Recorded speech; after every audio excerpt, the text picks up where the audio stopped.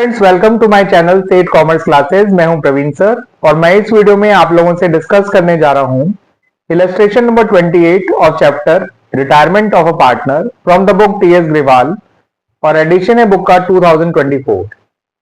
तो illustration number 28 कुछ इस तरह से है बच्चों। एम, एन और जी ये तीनों पार्टनर्स हैं इन रेशियो 5:3:2। 31 मार्च 2016 को उनकी बैलेंस शीट कुछ इस तरह से है। लायबिलिटी साइड में क्रेडिटर्स हैं 55,000, जनरल रिजर्व है 30,000 और इनकी कैपिटल्स हैं 1,50,000, 1,25,000 एंड 75,000। कैपिटल्स का टोटल है 3,50,000 और लायबिलिटी साइड का टोटल है 4,35,000।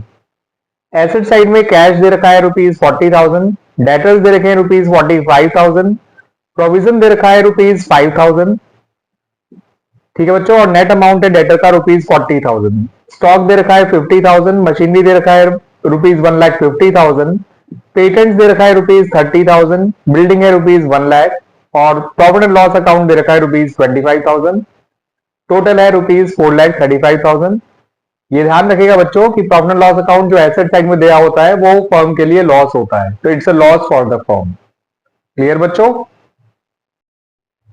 एम जो है वो रिटायर हो गया on the above date and ये सब बातें एग्री हुई हैं पार्टनर्स के बीच में कि जो डेटर्स हैं ऑफ ₹2,000 उनको आपको राइट ऑफ करना है एज बैड डेट्स।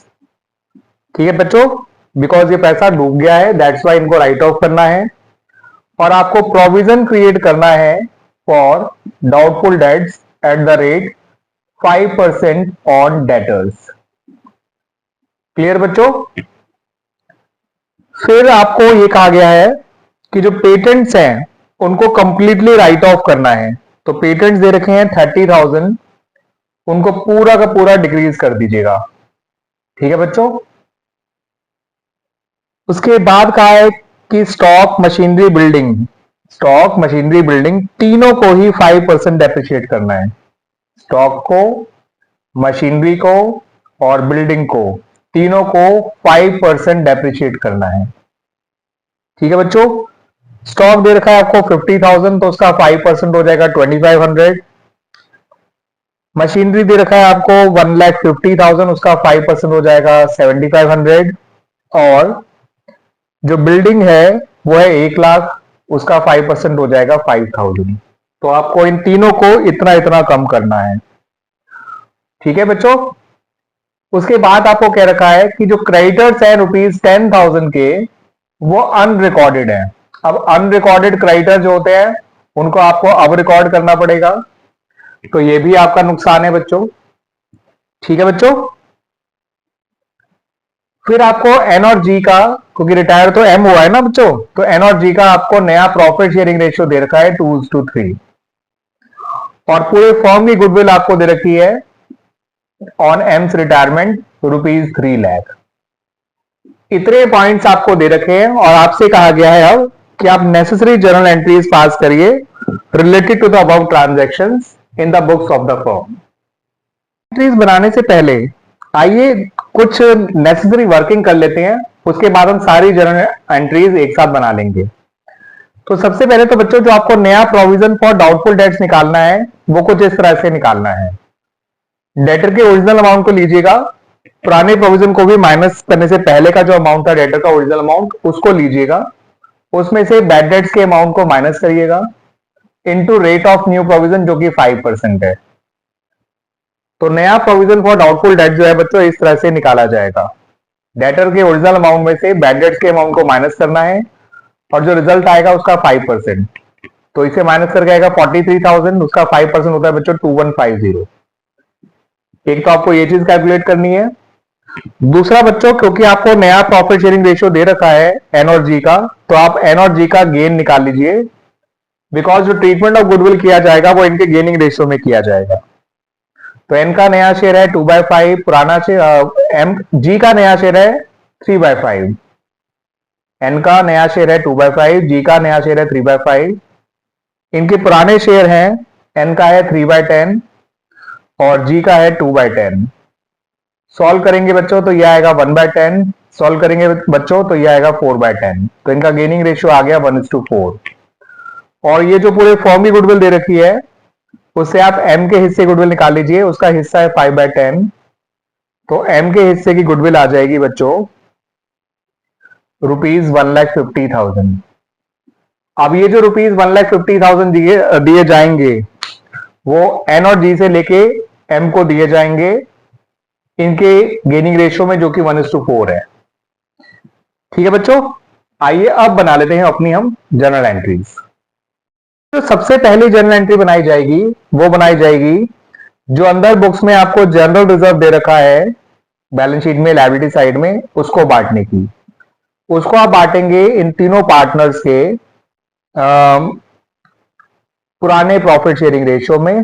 तो एम, एन और जी तीनों क्रेडिट हो जाएंगे। रिजर्व जब पार्टनर में बांटा जाता है तो as a result of that उनकी कैपिटल्स क्रेडिट हो जाती हैं और रिजर्व खुद डेबिट हो जाता है। ठीक है बच्चों, जनरल रिजर्व का अमाउंट है 30,000। 30,000 को जब उनके ओल्ड रेशियो में बांटेंगे 532 में तो 15,000, 9,000 और 6,000 आएगा।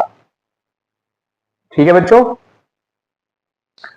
फिर जो एसेट साइड में प्रॉफिट एंड लॉस अकाउंट दे रखा है ₹25,000, उसको जब आप इन लोगों में बांटेंगे तो एम, एन और जी ये तीनों जो है इनके कैपिटल अकाउंट डेबिट हो जाएंगे, because profit and loss account जो एसेट साइड में दे रखा है वो एक लॉस है और लॉस जब पार्टनर में बांटा जाता है तो as a result of that partners की कैपिटल कम हो जाती है, इसलिए हमें इनके कैपिटल अकाउंट डेबिट करने हैं और प्रॉफिट एंड लॉस अकाउंट को क्रेडिट करना है।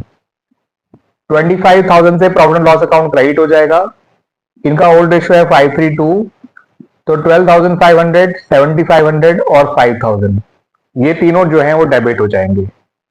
क्लियर बच्चों ये एंट्रीज। उसके बाद आपको जो बच्चों डेटर बैड प्रूव हुए थे उसकी एंट्री बनानी है। तो जो डेटर बैड प्रूव हुए थे उसकी एंट्री बनेगी bad debts account debit to debtors account. Clear बच्चों, ये एंट्री बनेगी ₹2,000 से। जो बैड डेट्स रिटर्न ऑफ हुए हैं ये उसकी एंट्री है। फिर बच्चों आपको इस बैड डेट्स अकाउंट को क्लोज करना है और अगर पुराना प्रोविजन होता है और पुराने प्रोविजन का अमाउंट बैड डेट से बराबर या उससे ज्यादा होता है तो सारा बैड डेट्स पुराने प्रोविजन से ही राइट ऑफ या क्लोज कर दिया जाता है। तो फिलहाल पुराना प्रोविजन फॉर डाउटफुल डेट्स है ₹5,000 और बैड डेट्स हुआ है केवल 2,000। तो आप बैड डेट्स को क्लोज करेंगे तो बैड डेट्स तो क्रेडिट हो जाएगा और प्रोविजन फॉर डाउटफुल डेट्स जो है पुराना वाला वो डेबिट हो जाएगा। कितने अमाउंट से? जितना बैड डेट्स का अमाउंट है। पुराने प्रोविजन का अमाउंट तो 5,000 है मगर बैड डेट्स का अमाउंट 2,000 है, तो इनमें से जो अमाउंट कम है उससे ये एंट्री बनाई जाएगी। अब हमारे पास जो ओल्ड प्रोविजन बचा है बच्चों, ये मैं यहां लिख रहा हूं लेकिन आप इसे रफ में लिखिएगा, वर्किंग नोट में अलग से, एंट्री के अंदर नहीं। वो बचा है केवल ₹3,000 क्योंकि 5,000 था, 2,000 तो इस बैड डेट्स को खत्म करने में इस्तेमाल हो गया, क्लोज करने में। अब पुराना प्रोविजन फॉर डाउटफुल डेट बचा है ₹3,000 और नया प्रोविजन फॉर डाउटफुल डेट जो हमने सबसे पहले कैलकुलेट किया था बच्चों वो है ₹2150। तो आपको पुराने प्रोविजन को नए प्रोविजन के बराबर लेके आना है। तो आप खुद देख सकते हैं बच्चों कि आपको प्रोविजन डिक्रीज करना पड़ेगा। बैड डेट राइट ऑफ करने के बाद भी पुराना प्रोविजन ₹3,000 है और नया प्रोविजन केवल ₹2150 है। तो आपको provision for doubtful debts reduce करना होगा फर्दर। कितना रिड्यूस करना होगा बच्चों? इनका डिफरेंस है 850। तो प्रोविजन को जब आप रिड्यूस करेंगे तो ये फर्म के लिए फायदे की बात है बच्चों। तो provision for doubtful debts account debit हो जाएगा और रिवैल्यूएशन अकाउंट क्रेडिट हो जाएगा। ठीक है बच्चों, रिवैल्यूएशन अकाउंट क्या हो जाएगा? क्रेडिट। कितने अमाउंट से? 850। तो ये बैड डेट से जुड़ी हुई तीनों एंट्रीज ध्यान रखिएगा बच्चों। बाकी ये जो मैंने करा है कि आप वर्किंग मोड में कर लीजिएगा। ठीक है, ये वाला काम जो है एंट्री का पार्ट नहीं है, ये वर्किंग मोड का पार्ट है। पहली एंट्री बैड डेट्स की, फिर बैड डेट्स को पुराने प्रोविजन के थ्रू क्लोज करने की, फिर ये देखना उसके बाद कि पुराना प्रोविजन कितना बचा है बैड डेट राइट ऑफ करने के बाद, फिर उस बचे हुए पुराने प्रोविजन को नए प्रोविजन से कंपेयर करना है। और नया प्रोविजन हमने कैसे कैलकुलेट किया था वो मैंने आपको शुरू में बता दिया बच्चों। तो आप खुद देख सकते हैं पुराना प्रोविजन बढ़ा है नए प्रोविजन से, तो आपको प्रोविजन रिड्यूस करना पड़ा। By how much? बाय ₹850। और प्रोविजन रिड्यूस होना फायदे की बात होती है फर्म के लिए, इसलिए रिवोल्यूशन क्रेडिट हो गया और प्रोविजन डेबिट हो गया। ठीक है बच्चों, अब बच्चों जो आपका स्टॉक, मशीनरी, बिल्डिंग, ये तीनों डेप्रिशिएट हो रहे हैं, तो तीनों में ही फर्म को नुकसान हो रहा है और नुकसान से रिवोल्यूशन अकाउंट डेबिट होता है।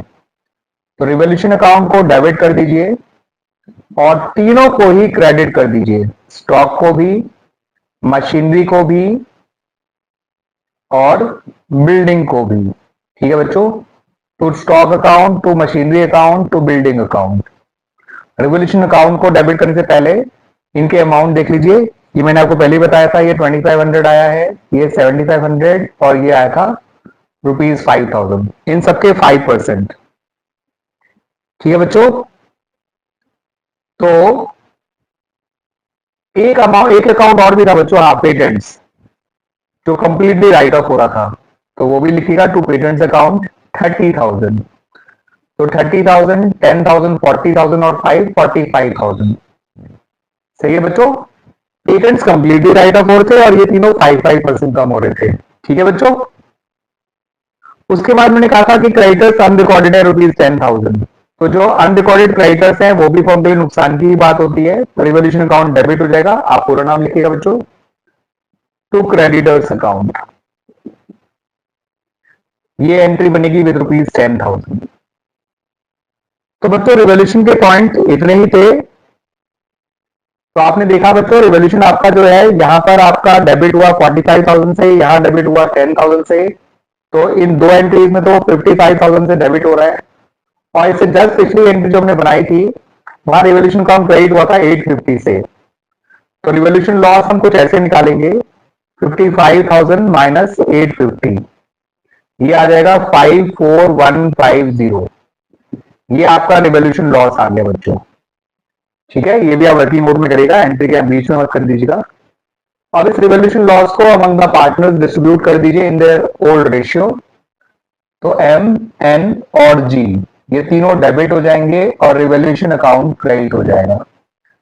54150 को 532 के रेशियो में बांटना है बच्चों। ठीक है बच्चों, तो M's capital account, N's capital account और जीएस कैपिटल अकाउंट तीनों डेबिट हो जाएंगे और रिवोल्यूशन अकाउंट क्रेडिट हो जाएगा।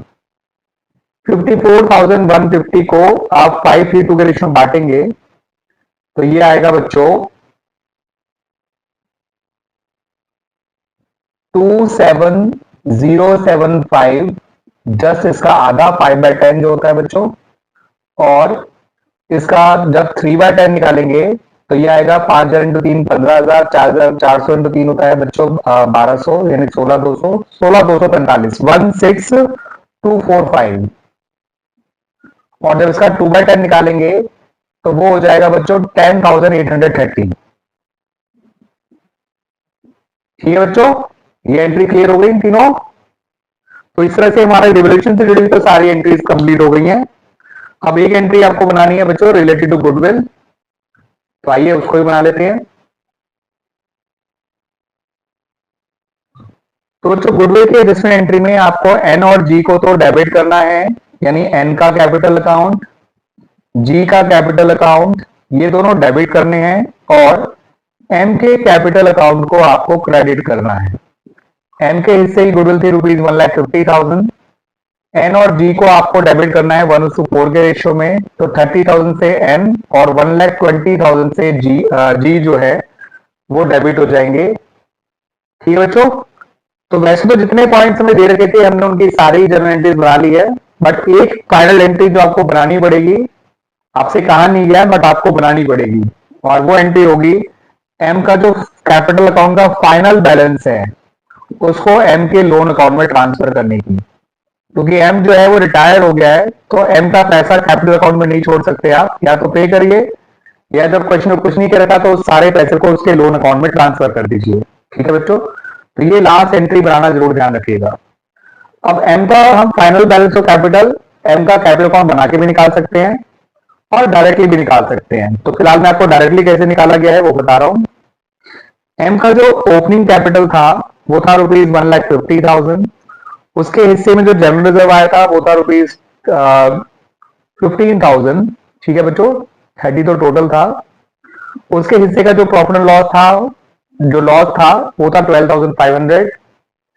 उसके हिस्से का जो रिवोल्यूशन लॉस आया था वो आया था बच्चों 27,075 वो माइनस कर देंगे, और जो इसके हिस्से की गुडविल आई है बच्चों 1,50,000, ठीक है बच्चों, ये भी इसमें ऐड कर देंगे। तो 1,50,000 और 1,50,000 3,00,000 हो गया।